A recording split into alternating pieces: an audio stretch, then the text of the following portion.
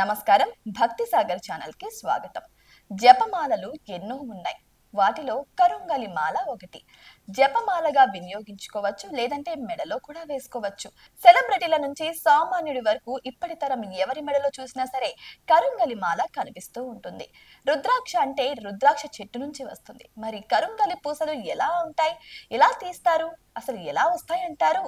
ఇవి నల్లమల అనే చెక్కతో తయారైనవి. ఈ మాల కారుకలి అనే చెట్టు నుంచి తయారు చేస్తారు ఈ యొక్క పూసలని. ఇక కారుకలి చెట్టుకు విద్యుత్ అయస్కాంత కంపనాలను ఆకర్షించే శక్తి ఉంటుందట.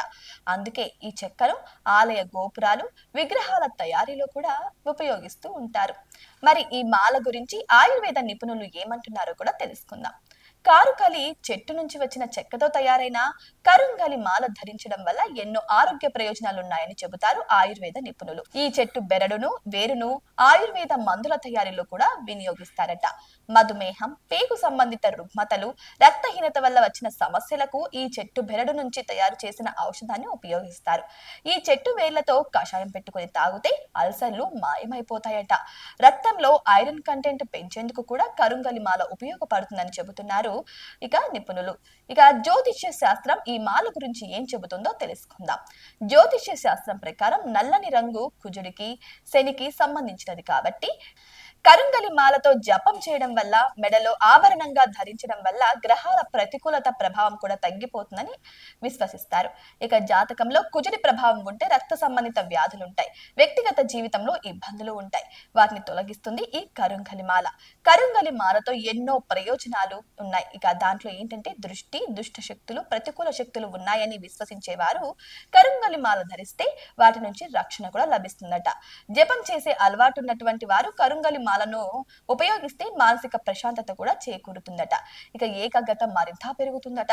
నిత్యం కరుంగలి మాలను నియమాలు పాటిస్తూ ధరిస్తే భూ సంబంధిత వివాదాలు, కోర్టు సంబంధిత వివాదాలు, ఆర్థిక సమస్యల నుంచి ఉపశమనం లభిస్తుందట. ఇక విద్య, ఉద్యోగానికి ఉండే అడ్డంకులు కూడా తొలగిపోతాయని భక్తుల నమ్మకం. ఇక కరుంగలి మాల ఎప్పుడు వేసుకోవాలి, పాటించాల్సిన నియమాలేంటో ఇప్పుడు మనం తెలుసుకుందాం. కరుంగలి మాలను మంగళవారం వేసుకోవడం చాలా మంచిది.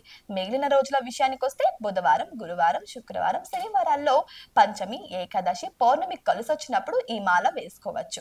సాధారణంగా రుద్రాక్షను ధరించేటప్పుడు ఏ నియమాలు పాటిస్తారో కరుంగలి మాల విషయంలో కూడా అవే నియమాలు పాటించాలి.